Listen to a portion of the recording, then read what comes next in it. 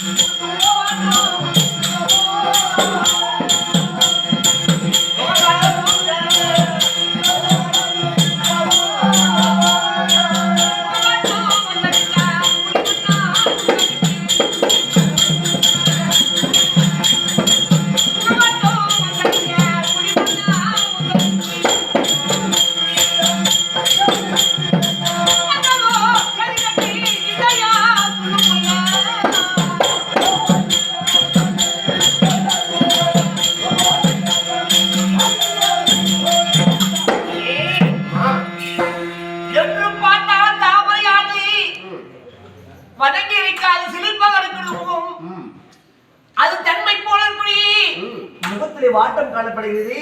என்ன கண்ணே? என்ன ஆனாலும் அண்ணன் சொல்லு.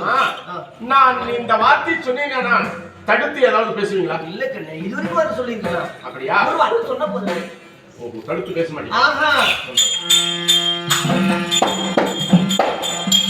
இந்த கல்யாணம் தலைவலிங்க.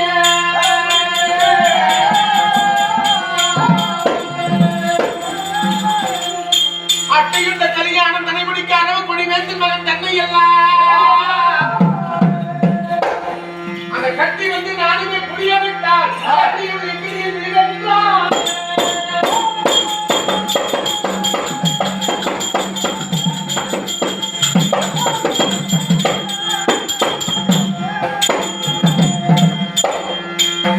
வந்து நானுமே புரிய விட்டால் கட்டி இவள் அக்கினியில் விழுவேன் என்றார்.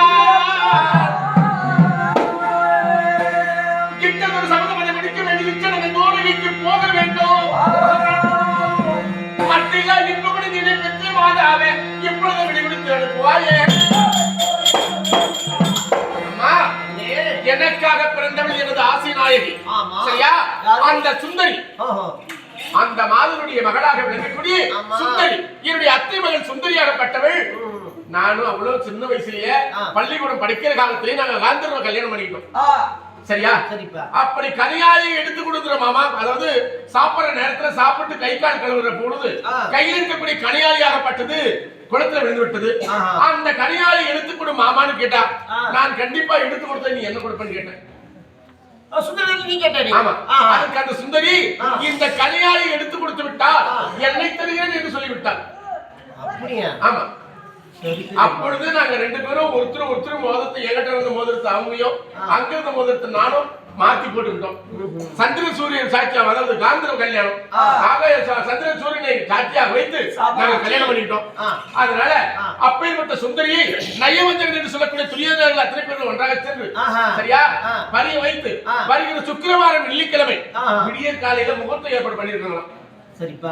அதனால நான் நேராக சென்று அந்த கல்யாணத்தை கண்டு அந்த கல்யாணத்தை நிறுத்தணும். சுந்தரி, அப்படி நீ வந்து மாமா இந்த கல்யாணத்தை நீ வந்து நிறுத்தணும். அப்படி நிறுத்தாமல் போய்விட்டா நான் அக்னியை வளர்த்து அந்த அக்னியில இருந்து நான் மாண்டு போய்விடுவேன் மாமா அப்படின்றா.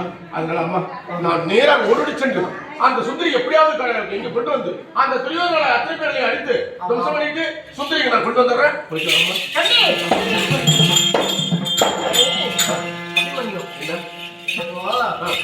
சுந்தரி யார் மகள்? உன் மாமா மகள் தானே? உன் மாமா யார் தெரியுமா? யாருடைய அண்ணன், உங்களுக்கு அண்ணன். நேராக சென்று முறையோட, சரியா, முதல்ல பிரிவுதான் போயிட்டு பொண்ணு கேட்கணும். சரியா? சின்ன பசங்க ஏழை கூட போன வாங்கி பேசுருமா, அத்தை நான் பொண்ணு சொல்லிக்க கைக்கு எடுத்துட்டு வந்துருமா அப்படி பேரு கட்டுக்கணும். அதனால நான் சொல்லுகிறேன், நேராக சென்று மாமா எடுத்து. ஆனா ஒரு வார்த்தை என்ன, எனக்கும் எனக்கும் கட்டலையா? இதுல ஒரு பிரச்சனை என்ன, எல்லா வேசகாருக்கும் நம்ம ரிஸ்க் எடுத்து போராடி அவங்களுக்கு பெண் சப்போர்ட் பண்ணணும். நம்ம வந்தா நமக்கு தண்ணி காட்சியே போயிடுவாங்க. இந்த காலம் துணிய காலம் மது பண்ணி அவர் என்ன பார்க்கறது தெரியல. அதெல்லாம் நேற்று உருட்டுனா பாரு, அதுல உருட்டிட்டாங்களே அதெல்லாம் எடுத்து மறுபடியும் ட்ரை பண்ணி பாக்குறாங்க. அதுதான் எல்லாரும் போயிருக்காங்க. சரி இருக்கட்டும். உங்க மாமா அத்தைய விளக்கக்கூடிய யார் தெரியுமா? யாரு? லட்சுமி, எங்க நாட்டி. ஆமா. இருவரும் நாங்க ரெண்டு பேரும் ஆத்தக்கரைய குளிக்கும் போது ஒரு சத்தியம் பண்ணிட்டோம். சரி நாட்டி, உனக்கு ஆண் குழந்தை பிறந்தா எங்க பெண் குழந்தை பிறந்தா உனக்கு உன் பையனுக்கு நான் கொடுத்துறேன். சரியா? எனக்கு ஆண் குழந்தை பிறந்தா உனக்கு பெண் குழந்தை பிறந்தா என் மகளை நீ கொடுத்துடணும். அன்னைக்கு ஆத்தக்கரையில சத்தியம் பண்ணிக்கிறோம். சரியா? அது ஒரு பக்கம் இருக்கட்டும். என் கண்ணூருக்கு சொந்தம் இருக்குது. நேராக சென்று நிலத்துல முறையோடு பொண்ணு கட்ட வந்துடுறேன்.